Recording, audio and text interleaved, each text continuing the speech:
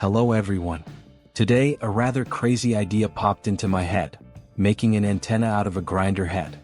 Honestly, this is a purely personal, slightly bonkers idea, and I strongly advise against trying it yourself, unless you enjoy wasting time, materials, and maybe a few strands of hair. Think of it as a little entertaining moment, something to watch and chuckle at quietly. But if you do it carefully, it really works 100%. You'll see that sometimes items that seem useless can become a super tool in the hands of a creative mind. More importantly, this experience shows that sometimes the craziest ideas give the most surprising results and leave you with a quietly satisfying smile. First, find a rectangular piece of wood about the size of your hand, sturdy enough for the antenna base. Make sure it's intact or your crazy antenna won't stand. Place the grinder head and balance it, ready for the next step, securing it firmly.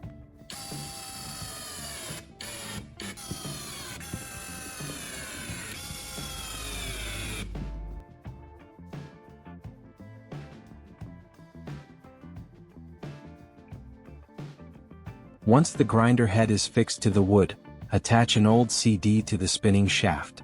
Secure it just enough to spin with the machine and don't worry if it's scratched. But before attaching the CD to the shaft, I'll wrap it in aluminum tape. The reasoning is quite interesting. Essentially, aluminum is a good conductor and can reflect electromagnetic waves. Wrapped around the CD, it forms a uniform reflective layer that focuses incoming signals toward the spinning shaft, enhancing TV reception.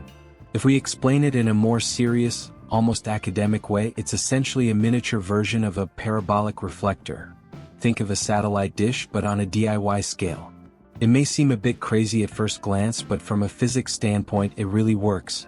This thin layer of aluminum transforms an old, seemingly useless CD into a small yet surprisingly effective signal receiver.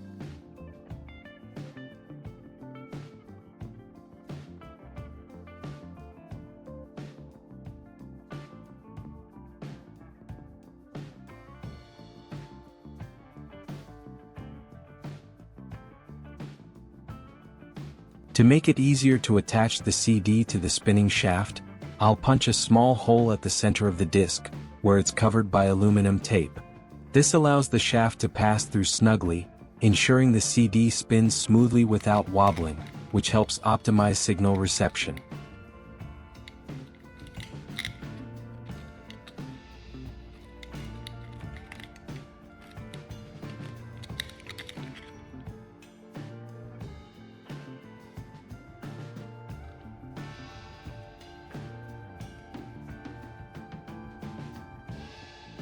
Next, I'll drill 3 small holes on the CD, precisely at the positions I marked on the tape.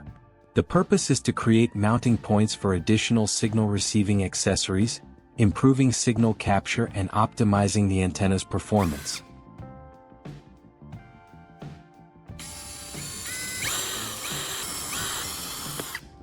Of course, once the 3 small holes are drilled on the CD, I can proceed immediately.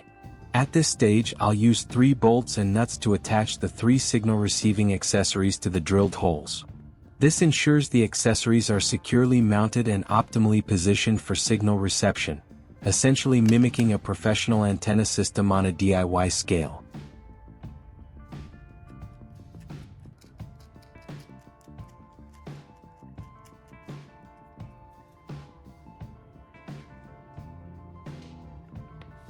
Coincidentally, I have 3 old and used keys on hand.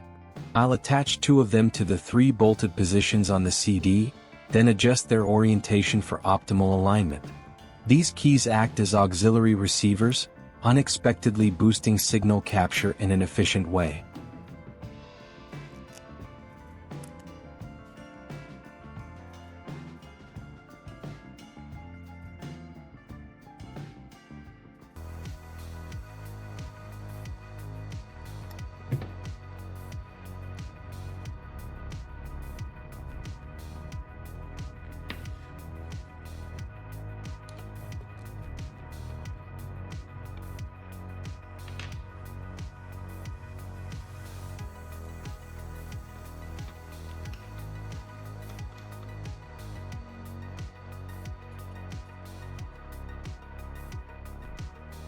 Do you see it? After adding the accessories and keys, the antenna looks like a little windmill or mini fan. Unusual, but that oddity makes this DIY project fun and surprisingly effective. Next comes the connection. I'll use 2 threaded rods to attach to the holes on either side of the grinder head. Instead of connecting the wires directly to the holes, we'll connect them to the rods. They act as intermediaries, making the electrical connection safer and more convenient, while keeping the whole system stable during operation.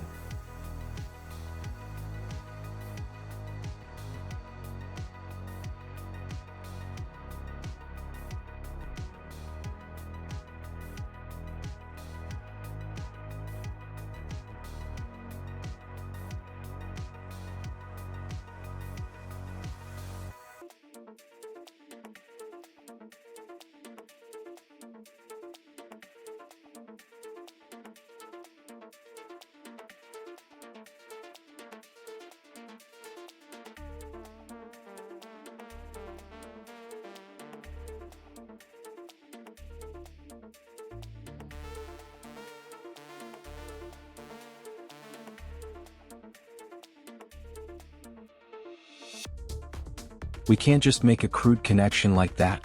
To make it more secure, I'll add nuts to the threaded rods. This ensures the electrical connections are firm, won't loosen during operation, and increases the overall stability of the antenna. For the other ends of the wires, we'll connect them to the 2 terminals of a 2-phase connector. This method keeps the connection neat, safe, and easy to detach if needed, while ensuring a stable flow of electricity to the antenna.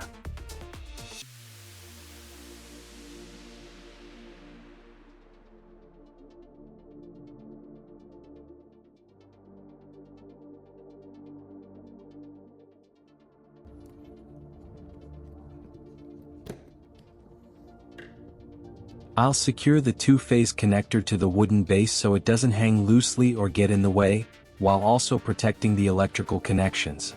This keeps the whole system tidy and ensures safe operation. This is a simple coaxial cable which you can buy at any electrical store. For now, I'll connect one end of the cable to the 2 terminals of the 2-phase connector. The other end will be handled later, once the signal reception part is completed.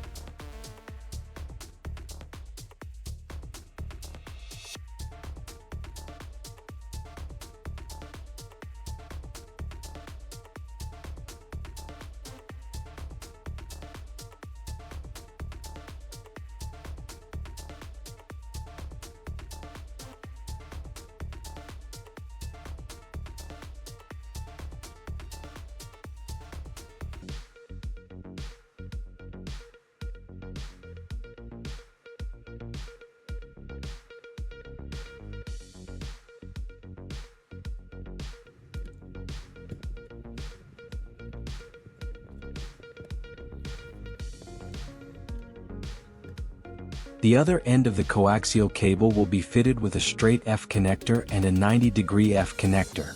This setup allows easy connection to the TV, while providing flexibility in arranging the space without causing obstruction.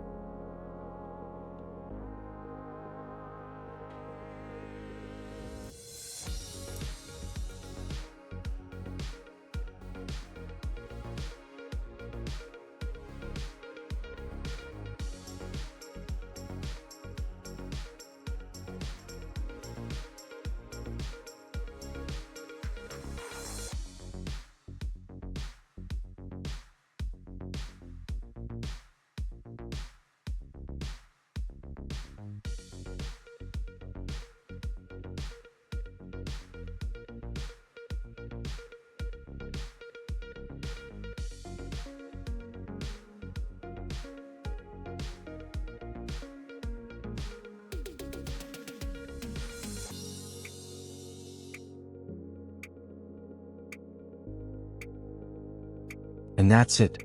I really can't wait any longer. How about you? Let's take this crazy contraption out and test it right away. Watching it spin with the CD glinting in the light, it looks both strange and strangely captivating. No more delays, let's get started. Hold on, don't rush. This is just to show that I'm being completely transparent, with no editing tricks. In a moment I'll connect the device to the TV and everything will be verified right before your eyes.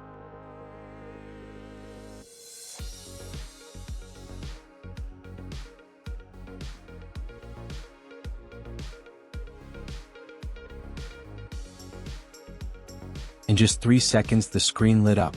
But we won't jump to conclusions yet, let's wait a moment to see if the result remains stable.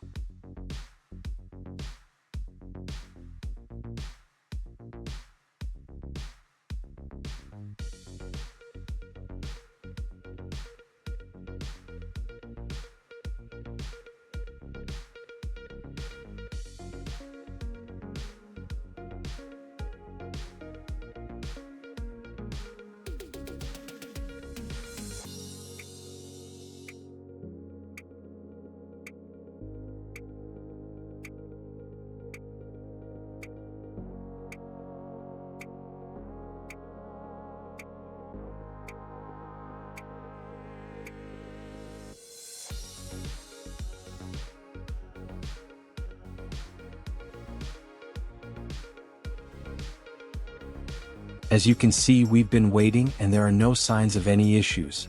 So I'll unplug the cable and reconnect it to check if it still works reliably.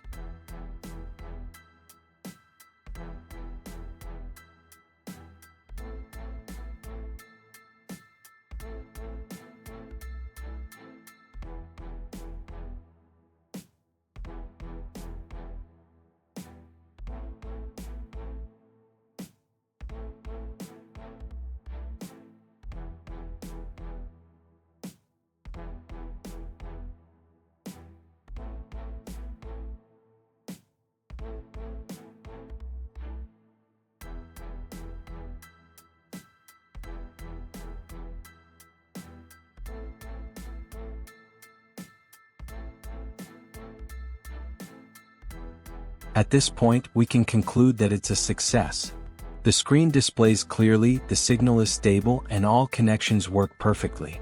It's fascinating to look back at the whole process, from the initial crazy idea, finding a hand-sized piece of wood, wrapping the CD in aluminum tape, drilling holes and attaching accessories, to carefully connecting the wires.